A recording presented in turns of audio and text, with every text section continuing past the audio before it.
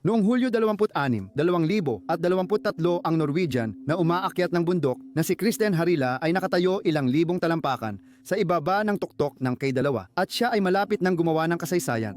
3 buwan bago ito, nagsimula siya sa isang matapang na paglalakbay upang marating ang tuktok ng lahat ng 14 na bundok sa mundo na may taas na 8,000 metro. Ngayon, K2 na lang ang humahadlang sa kanya. Ang dating itinuturing na imposibleng mangyari ay abot kamay na niya ngayon. Dahil sa matinding paghahangad na maabot ang tuktok, gumagawa ng kontrobersyal na desisyon sina Kristen at ibang umaakyat na nagdudulot ng gulo sa komunidad.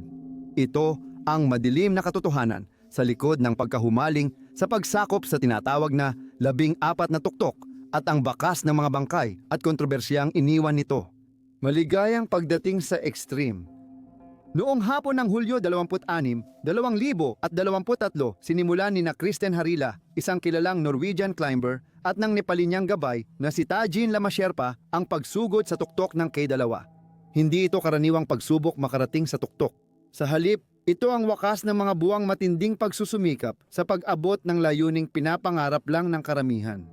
Si Kristen at ang kanyang grupo ay gumugol ng 71 araw sa pag-akyat sa 13 bundok na higit 8,000 metro kabilang ang Everest at Kanchenjunga. Malapit na niyang lampasan ang record ni Nepali climber Nirmal Perja. Kailangan na lang niyang marating ang tuktok ng K2. Kung may alam ka sa pag-akyat ng bundok, alam mong mahirap at delikado abutin ang tuktok nito.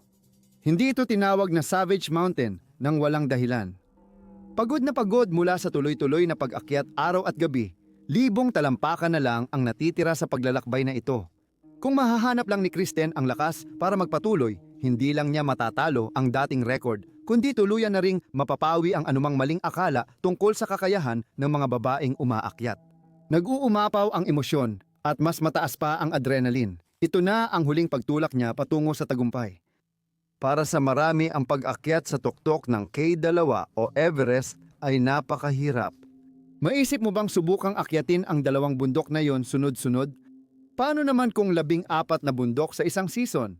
Nakakatakot at nakaka-inspire ito. Ang ganitong ekspedisyon ay nangangailangan ng taon ng pagsasanay at determinasyon na hindi kayang maunawaan ng marami sa atin. Pero handa si Kristen na gawin ang lahat para maabot ang kanyang layunin, gaya ng makikita natin mamaya. Noong 2022, sinubukan na ni Kristen ang parehong hamon at matagumpay niyang naakyat ang 12 sa 14 na tuktok. Pero matapos mabigong makakuha ng permit para akyatin ang Cho-Oyu at Shishapangme, labis siyang nalungkot at maagang natapos ang ekspedisyon. Ngayon, muli siyang nasa pintuan ng tadhana at walang makakapigil sa kanya. Si Kristen at ang kanyang grupo ay hinarap ang matinding panahon habang umaakyat sila sa gabi, ngunit wala nang makakapigil sa kanila ngayon. Magkatabi, sina Tajin ay patuloy na nanguna sa grupo at nagtulungan sa abot ng makakakaya. Bawat hakbang pasulong ay naglalapit sa kanya sa pangarap na mabasag ang record. Ngunit bigla, halos natapos na ang lahat. Siguradong parang deja vu ang pakiramdam niya. Dahil sa sunod-sunod na pagguho ng niebe sa bundok, umatras ang maraming western na kupunan. May isa pang nangyari habang ang team ni Kristen na nag-aayos ng lubid ay malapit sa bottleneck. Sa puntong ito, marami sa mga miyembro ng team ang nag-iisip ng umatras, pero masyado nang malapit si Kristen para sumuko na lang. Nilakasan niya ang loob at nagpasya na ituloy ang pag-akyat sa tuktok. Kahit tila lahat ay laban sa kanila, naabot pa rin nila ang tuktok bago magtanghali noong Hulyo 27. Munting liko sa tren ng kaguluhan. Kung nais mong sumali sa extreme na komunidad at maagang makapanood ng videos at eksklusibong botohan, sumali sa amin sa Patreon. Kita-kits tayo doon! Hindi madaling malaman ang naramdaman ni Kristen sa tuktok ng K2. Siyempre, nandoon ang unang saya na malamang ay sinundan ng matinding ginhawa. Isang napakabigat na pasan ang nawala mula sa kanyang mga balikat. Sa napakatagal na panahon, bawat desisyon, bawat paghinga, bawat paggising ay inukupa ng 14 na tuktok na iyon. Pag-akyat niya sa K2, isa na siya sa kakaunti na nakaakyat sa lahat ng 14 na 8,000 metrong tuktok sa mundo. Nabasag din niya ang world record. Sa tagumpay na ito, naging isa siya sa mga pinakadakilang umaakyat, kung hindi man ang pinakadakila sa buong mundo. Pambihirang tagumpay ito para sa mga kababaihang umaakyat ng bundok. Sa paglingon sa kanyang kamanghamanghang tagumpay, masasabi nating naging obsesyon ito para kay Kristen.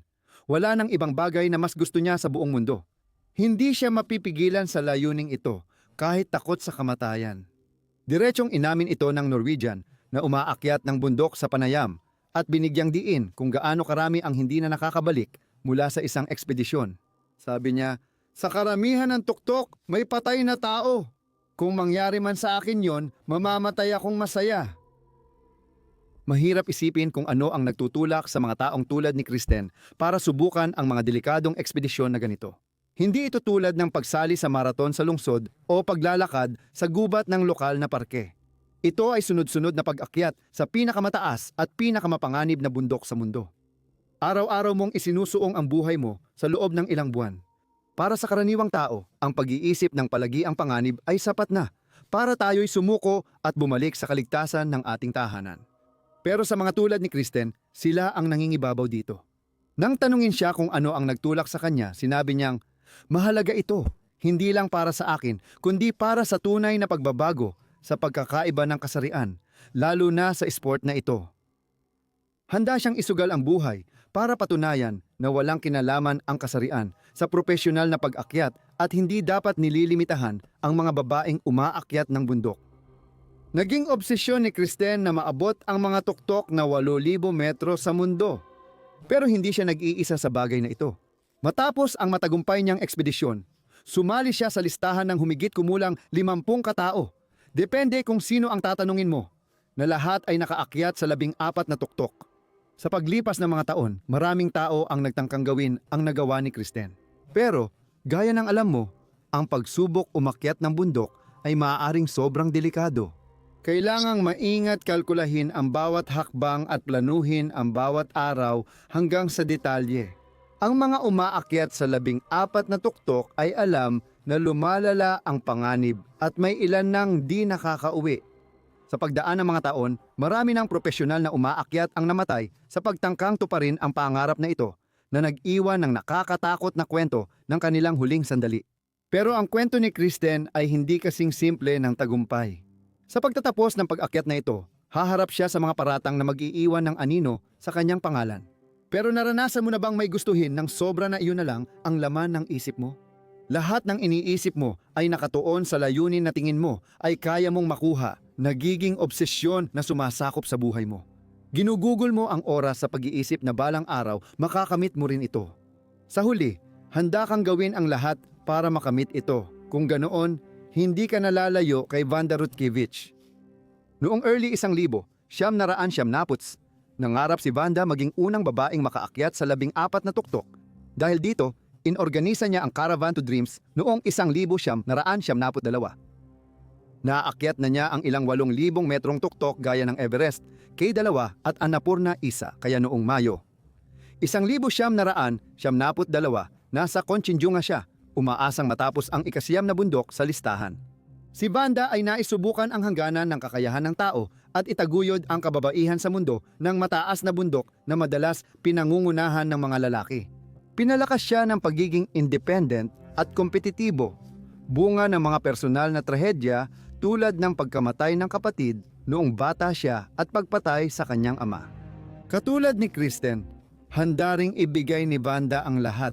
Pero sa pagtatapos ng kanyang kwento, makikita natin kung bakit ang pagtupad sa pangarap na marating ang 14 na tuktok ay maaaring magtulak sa mga umaakyat na gumawa ng pabigla-biglang desisyon na naglalagay sa kanilang buhay sa matinding panganib. Noong umaga ng Mayo 12, 1972, sinimulan ni Wanda ang pagsubok niyang marating ang tuktok ng Kanchenjunga. Kasama si Carlos Carsolio ng Mexico, nagsimula silang umakyat mula Camp 4 na nasa mahigit 25,000 talampakan mula sa dagat. Pagsapit ng maagang hapon, nauna na si Carlos at narating ang tuktok.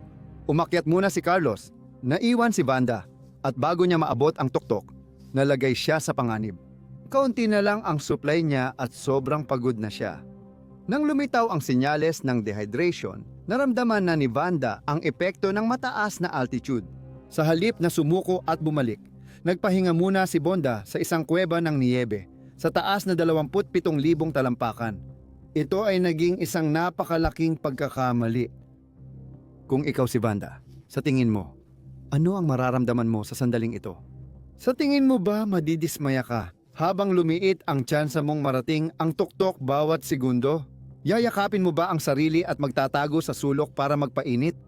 Magtatanong ka ba sa sarili mo kung sulit ba talaga ang lahat ng ito? Ibig kong sabihin, hindi ba sapat na subukan lang? Malamang na nag-uunahan ang magkakasalungat na isipin sa kanyang isipan, pero hindi siya kailanman sumuko. Nanatiling matatag si Vanda kahit hanggang sa huli. Hindi niya piniling sumuko, lalo na't malapit na siyang magtagumpay. Dahil sa matibay niyang mga prinsipyo, pakiramdam niya ay pasan niya ang buong komunidad ng mga babaeng umaakyat ng bundok. Kung hindi niya ito matapos, baka napaniwala niya ang sarili na hindi makakamit ng mga babae ang nararapat na respeto sa larangang kontrolado ng mga lalaki. Inspirasyon si Bonda sa mga kabataang babaeng umaakyat ng bundok. Ngunit naramdaman niyang maaaring mawala ang lahat sa kanya, kaya nagbayad siya ng pinakamataas na halaga. Pagkababa ni Carlos, nakita niya si Vanda sa niebe at hinikayat na bumabari ng bundok para sa kanilang kaligtasan. Ngunit tumanggi siya at sinabi ni Vanda na susubukan niyang marating ang tuktok kinabukasan ng umaga. Nag-aalala si Carlos na mapahamak si Vanda sa bundok dahil walang pagkain, kaunting tubig at walang kalan. Gayunpaman wala siyang magagawa. Nakapagdesisyon na si Vanda, mananatili siya roon. Sinabi ni Carlos kalaunan na siya ay nanghihina at pagod na pagod mula sa kanyang pag-akyat at wala siyang pagkain, tubig o ekstrang damit na maiiwan para kay Vanda. Nagmamakaawa si Carlos kay Vanda, hinihikayat siyang bumaba kasama siya para sa kanilang kaligtasan, ngunit wala siyang sapat na lakas ng loob para makipagtalo sa kanya. Sinubukan niyang ipaliwanag na palaging makakabalik at muling subukan, ngunit hindi nakaapekto kay Vanda ang mga sinabi niya.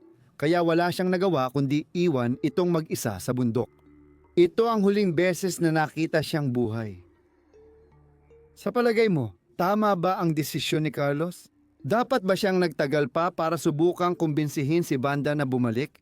Papayagan kaya ng matindi niyang pagiging independent na isipin niyang umatras para sa kaligtasan? Habang bumababa si Carlos ng bundok, nag-iwan siya ng supply sa kampo 4 at 2 para kay Vanda. Malamang paulit-ulit niyang tinanong ang sarili kung tama ang ginawa niya, puno ng pagsisisi. Nagawa kaya niyang mapababa si Vanda kung nagtagal pa siya? O nagawa na niya ang lahat ng kaya niya? Ang totoo, malamang wala talagang kahit isang tao sa mundo na kayang magpabago ng isip kay Vanda. Hanggang ngayon, hindi pa rin siya natatagpuan.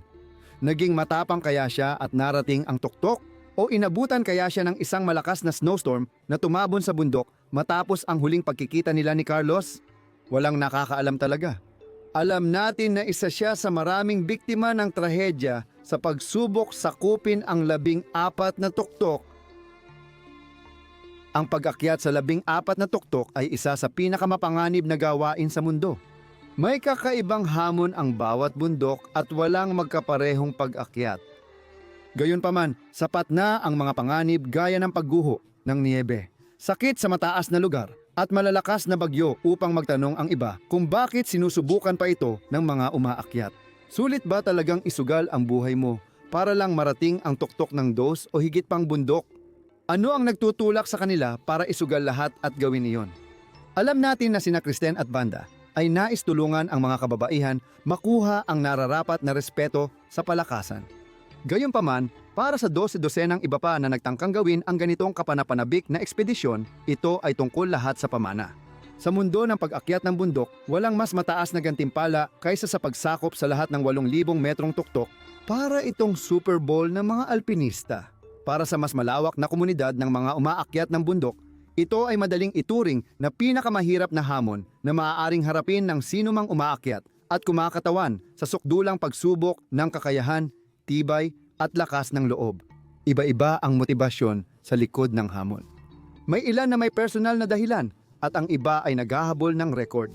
Ilan, gaya ni Reinhold Messner, ang nagsasabing ang bundok mismo ang humihila sa kanila. Noong 1986 siya ang unang nakaakyat sa 14 na tuktok matapos marating ang rurok ng Lhotse. Ang kagustuhan ni Reinhold na harapin ang hamon ay bahagi ng personal niyang paglalakbay, pinalalakas ng pagmamahal sa pag-akyat at malalalim na karanasang naranasan niya sa matataas na altitude. Sa higit sa isang pagkakataon, naibahagi niya ang pakiramdam na dulot ng pagtayo sa tuktok ng mga dambuhalang bundok na ito. Ayon kay Reinhold, madalas siyang umuuwi na may bagong pananaw sa mundo, mas malalim na pag-unawa sa kanilang sariling kakayahan, at walang kapantay na pakiramdam ng tagumpay. Marahil ang kilig na ito lamang ay sapat na upang hikayatin ang mga umaakyat na sumali sa maaaring ituring na pinakamapanganib na hamon sa lahat ng palakasan. Anuman ang dahilan, ang mga matagumpay na nakaakyat sa lahat ng 14 na tuktok ay habambuhay nang nakaukit sa kasaysayan at naging mga alamat ng palakasan. Pero may mas madilim na bahagi ang hamon na ito gaya ng nakita kay Vonda. Ang pagnanais na makamit ang tila imposibleng hamon na ito at ang paghahangad na basagin ang record ay maaaring magdulot ng kawalang ingat, padalos-dalos na pagpapasya at maagang kamatayan. Dito tayo dinadala sa totoong tanong, may bundok ba na mas mahalaga kaysa sa iyong buhay? Oo, ang sagot para kay Frances na alpinista Benoit Chameau.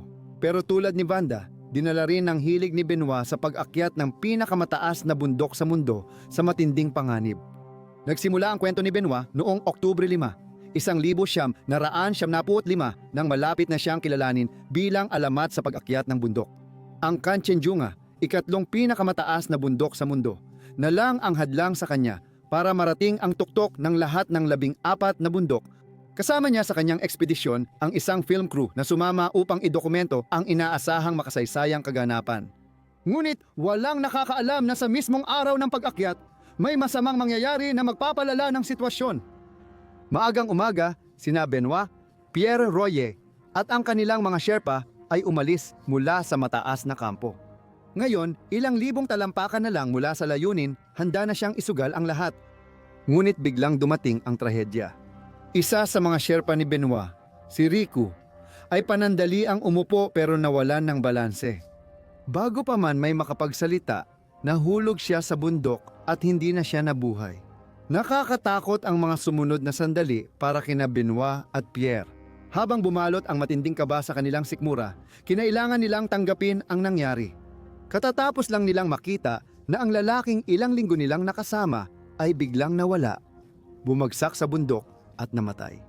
Habang nagpoproseso ng pagkabigla, mabilis gumana ang kanilang isipan.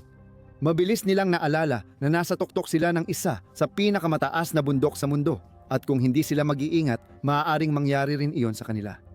Ilang minuto silang nagdebate kung itutuloy pa o uuwi na lang at napaisip kung ang pagkamatay ni Riku ay senyales para itigil ang ekspedisyon. Sa huli, ang pagnanais ng karangalan ang nagtulak kay Benoit na kumbinsihin si Pierre na ipagpatuloy ang kanilang misyon. Kahit na nagpasya ang 2 pang Sherpa na bumalik na lang. Ngayon, sila na lang ang natira. Lalong lumala ang sitwasyon para sa mga Pranses na umaakyat. Bumagsak ang temperatura at nagsimulang matakpan ng makapal na niebe ang mga nakataling lubid. Bandang 4:00 ng hapon nagradyo si Pierre na susuko na siya sa pag-akyat dahil sa matinding pagod at bigat ng mga kamera. Sa likod ng kanyang isipan, marahil ang tanging nagagawa niya ay isipin ang panunood kay Riku na nahulog sa gilid ng bundok at kung magpapatuloy siya, baka matulad din siya rito. Nagpasya si Benoit na magpatuloy mag-isa. Pagkatapos ng lahat, napakalapit na niya sa pagiging susunod na umaakyat na makakasakop sa lahat ng 14 na tuktok. Ngunit hindi ito nakatakdang mangyari. Isang oras matapos umatras, kinuha ni Benoit ang radyo. Hingal na hingal, sinabi niya sa kanyang grupo na sobrang pagod na rin siya para magpatuloy. Ngunit medyo huli na. Ang desisyon ni Benoit na ipagpatuloy ang ekspedisyon hanggang sa huling sandali ay naging mahal. At nang sa wakas ay nagpasya siyang umatras. Sobrang sama na ng kondisyon sa bundok kaya pareho silang nawala ni Pierre sa gitna ng puting kalawakan. Walang nakakaalam kung ano ang nangyari sa 2 Pranses na umaakyat pero hindi na sila nakita muli. Pinaniniwalaang nananatili ang kanilang mga katawan na nakatago sa ilalim ng makakapal na patong ng niebe sa hilagang bahagi ng bundok. Dahil gusto ni Benoit maabot ang 14 na tuktok, nagbayad siya ng pinakamataas na halaga. Tulad ni Vanda, maraming beses siyang pwedeng umatras. Pero nadaig siya ng pagnanais ng karangalan. Sinasabi ng ilan na handa siyang isama sa panganib, hindi lang ang kasamang umaakyat, kundi pati ang mga Sherpa na nanatili sa kanya para mailagay ang pangalan niya sa kasaysayan. Sa tingin mo, tama ba ang desisyon ni Benoit na umatras sila ni Pierre kasama ang mga Sherpa? Kung ikaw siya, ipapahamak mo rin ba ang lahat para sa mga layunin mo? Habang buhay ng kaugnay sa mga bundok ang kwento ni na Benoit, Vanda, at iba pang namatay sa pag-abot ng 14 na tuktok, ginawa nila ang lahat ng kanilang makakaya para matapos ang halos imposibleng hamon at napilitan silang bayaran ito ng kanilang mga buhay sa proseso. Ang pagnanais na subukan ang mapanganib na hamon ang nagtutulak sa marami na umakyat sa bingit, tinutulak silang lampasan ang sariling hangganan lagpas sa karaniwang ligtas. Ang paghahangad ng karangalan ang nagtutulak sa tao na makamit ang dating imposibleng bagay. Ang pag-akyat sa lahat ng 14 na tuktok sa mundo na higit 8,000 metro ang taas ay halos imposible noong isang siglo na ang nakalipas. Isang bagay sa ating mga tao, kapag gusto natin ang isang bagay, madalas nating nalalampasan kahit ang pinakamalalaking hamon. Gayunpaman, minsan may mga tao na unti-unting nawawala ang kanilang sarili sa kanilang paglalakbay. Ang matinding hangaring maging pinakamahusay sa mundo ay malaki ang epekto sa isipan, at ang obsesyon sa 14 na tuktok ay nagtulak sa ilang umaakyat na gumawa ng kaduda-dudang desisyon at linlangin ang komunidad ng mga umaakyat. Ito ang nagdala sa kwento ni On San, mountaineer mula South Korea, na naging isa sa pinakakontrobersyal na umaakyat ng bundok ngayong siglo. Noong Abril 2010 at 10 misyon ni Aung Sun na maging unang babaeng makaakyat sa lahat ng 14 na tuktok. Una, personal ang motibasyon niya, pero kalaunan naniwala siyang makakapagbigay ito ng inspirasyon sa kanyang bayan. Nagsimula ang kanyang matapang na pakikipagsapalaran nang marating niya ang Gasserbrum 2 noong 1977. Sa mahigit isang dekada, naakyat niya ang lahat ng pinakamataas na bundok sa mundo. Pag-akyat niya sa Annapurna Isa noong 2010, naging unang babae siyang nakaakyat sa 14 na tuktok. Ngunit ang inaasahang masayang pagdiriwang ay nauwi agad sa iskandalo nang kumalat ang chismis na hindi talaga narating ng Koreanang umaakyat ang tunay na tuktok ng Kanchenjunga noong 2009. Ang pangunahing karibal ni Unsun, ang Spanish na umaakyat na si Edorna Pasabon, ay isa sa mga unang nagpahayag ng pagdududa. Ginamit ni Aderna ang samit na litrato ni Unsun na nagpapakita sa kanya sa ibabaw ng hubad na bato at inihambing ito sa mga larawan ng ibang umaakyat mula sa parehong panahon na nagpapakita ng tuktok na natatakpan ng niebe. May mga bagay na hindi nagtutugma. Dagdag pa rito, sinabi niya na may makikitang berdeng lubid sa litrato ni Unsun na ginamit ng kanyang grupo mahigit 600 talampakan sa ibaba ng tunay na tuktok. Ikinagulat ng komunidad ng mga umaakyat ang mga paratang laban kay Unsun. Bakit magsisinungaling nang hayagan ang isang kilalang umaakyat? Umabot na ba sa puntong napakahalaga na marating ang lahat ng 14 na tuktok kaya handa na siyang lokohin ang mga naniniwala sa kanya? O isa lang ba itong tapat na pagkakamali? Kahit ano pa ang nangyari sa Kanchenjunga, marami sa mga pangunahing alpin na publikasyon at federasyon ang kumukwestiyon sa rekord ni Unsun. At mas kinikilala si Edorna bilang unang babaeng nakaakyat sa lahat ng 14 na tuktok. Ngunit may isa pang tanong. Kung huminto siya mga 600 talampakan bago ang tuktok dahil sa masamang panahon, dapat pa bang isama ang kanyang pagtatangka? Sa totoo lang, umabot siya ng mahigit 8,000 metro. Kaya masasabi nating naakyat niya ang 14 na tuktok sa mundo, kahit hindi ang tunay na tuktok ng Kanchenjunga. Ano sa tingin mo? Dapat pa bang ituring na kamanghamanghang tagumpay ang pagtatangka ni Unsun? O dahil sa kontrobersya sa pagtatangka niyang akyatin ang Kanchenjunga, napagdudahan na ang kanyang reputasyon bilang isang umaakyat ng bundok?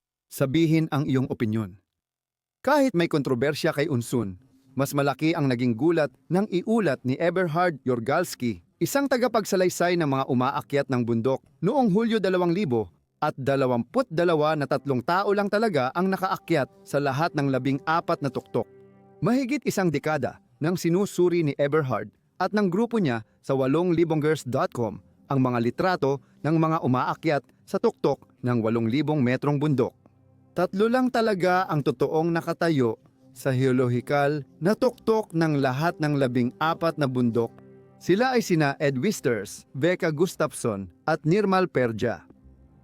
Para sa mahigit 40 pang mga umaakyat, sinabi ni Eberhard na hindi talaga sila pisikal na nakatayo sa totoong tuktok, kaya't questionable ang kanilang pahayag. Pero hindi pa ito ang pinakamalaking kontrobersya mula sa mga nagtatangkang marating lahat ng 14 na tuktok. Naalala mo ba si Kristen Harila, ang Norwegian na bumasag ng record sa pinakamabilis na pag-akyat sa 14 na tuktok noong 2023? Ang kanyang grupo ay inakusahan na tinapakan ang isang matinding na sugatang porter para marating ang tuktok ng K2 habang nagmamadali silang tapusin ang kanilang ekspedisyon. Habang umaakyat ang grupo ni Kristen noong Hulyo 27, 2023, nasalubong nila si Muhammad Hassan, 27 anyos na Pakistani porter at ama ng 3, mula sa ibang rope fixing team. Nahulog si Muhammad sa isang mapanganib na bahagi na kilala bilang bottleneck na matatagpuan sa tinatayang 26,700 talampakan sa taas ng dagat. Naabutan nila Kristen at ng grupo ang nakakakilabot na tanawin. Nakabitin ng patiwarik si Muhammad sa lubid, walang backpack, guwantes, downsuit o oxygen, at hindi maayos ang gamit para sa matinding kondisyon. Sumiklab ang kontrobersya nang lumabas ang drone footage ni Wilhelm Steidl at Philipp Flamig, mga Austrian climber na nasa tuktok ng K2 noong araw na iyon, na nagpapakita ng 2 climber, kabilang ang grupo ni Kristen, na dumadaan at tinatawid ang sugatang si Muhammad habang ipinagpapatuloy ang pag-akyat sa tuktok. Iginiit ng grupo na ginawa nila ang lahat para tulungan si Muhammad, tulad ng pagbibigay ng tubig at oxygen sa loob ng ilang oras. Gayunpaman, ang tagumpay niyang marating ang 14 na tuktok sa 72 araw ay nabahiran ng madilim na issue. Posible bang ang matinding hangarin ni Kristen na akyatin ang 14 na bundok ang nagtulak sa kanya na lampasan ang naghihingalong porter? May naging hadlang ba ang pagkahumaling ni Kristen sa record kaya hindi natulungan ng grupo ang isang namamatay na lalaki noon? Gaya ng nabanggit ko, ang psikolohikal na paghahangad sa 14 na tuktok ay nagtulak sa maraming umaakyat na gumawa ng kaduda-duda at minsang nakakabahalang desisyon. Ngunit hindi lang ang kanilang mga kilos ang napagdudahan.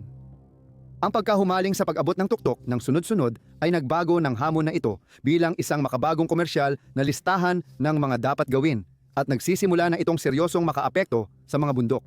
Ang magagandang larawan na nakikita natin ng Everest ay malayo sa totoong itsura nito para sa mga umaakyat na tinatahak ang matatarik nitong bato. Habang tinatawag ng mga Tibetan ang Everest bilang Diyosang ina ng mundo, tinagurian din itong pinakamataas na tapunan ng basura dahil sa dami ng naiipong basura rito. Tinatayang umaabot sa 30 tonelada ng basura at mahigit 200 na mga umaakyat na hindi na nakabalik pa. Taon-taon, parami ng parami ang basurang naiiwan sa bundok, mula sa mga nagamit na oxygen canister hanggang sa mga iniwang tent at gamit, balot ng pagkain, plastik, lumang damit, baterya, lata at bote, at toneladang dumi ng tao mula sa mga umaakyat at naglalakbay.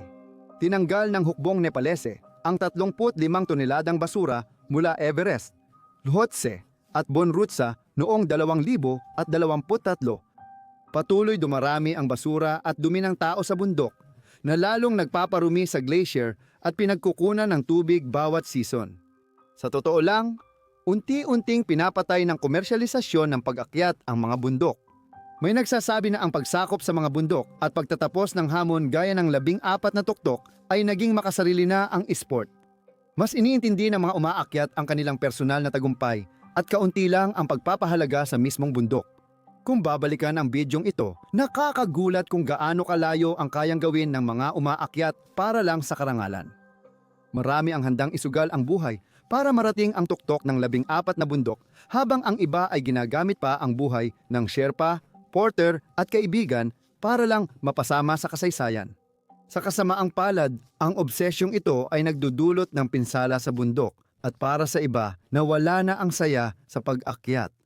Gaya ng sinabi ng dakilang Sir Edmund Hillary ilang buwan bago siya pumanaw noong 2008, kami na umakyat sa Everest noong mga unang panahon ang mga pinalad. Dapat naming harapin ang mga problema gamit ang sariling kakayahan. Sa tuktok, mabubuting kaibigan lang ang kasama. Ang mga kondisyong ito ay maaari lamang maibalik sa pamamagitan ng paglilimita sa bilang ng mga ekspedisyon sa bundok sa anumang oras. Dapat unahin ng mga pamahalaan ang kaligtasan kaysa sa pinansyal na kita. Sa ganitong paraan lamang muling babalik ang hamon at saya ng pag-akyat sa bundok Everest.